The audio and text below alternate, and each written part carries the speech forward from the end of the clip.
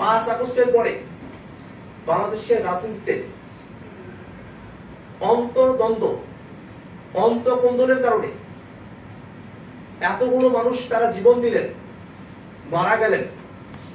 5 আগস্টের পরের সময়ে এসেও সেটা আমাদেরকে গভীরভাবে ভাবিয়ে তোলে, আমাদেরকে শঙ্কিত করে তোলে। আমরা এই বাংলাদেশ চাই না। আমরা বিশ্বাস করি মারামারি, কাটাকাটি, হানাহানির যে সংস্কৃতি, সেখান থেকে বেরিয়ে এসে আমরা একটা পলিসি নির্ভর বাংলাদেশ আমরা গঠন করতে পারবো।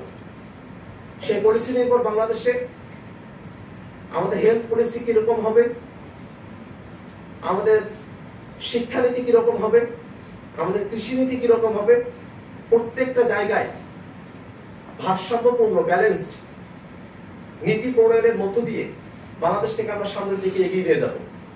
এই রাষ্ট্রকে নিয়ে যখন আমরা ভাববো, রাষ্ট্রের প্রত্যেকটা জনগোষ্ঠী, প্রত্যেকটা মানুষকে নিয়ে আমাদের আলাদা করে ভাবতে হবে, যাতে করে রাষ্ট্রীয় সুযোগ এবং সুবিধা কোনো একটি পক্ষের কাছে কুক্ষিগত না থেকে বাংলাদেশের সকলের কাছে সমানভাবে উন্মুক্ত এবং সমানভাবে সকলের কাছে বণ্টিত হয়।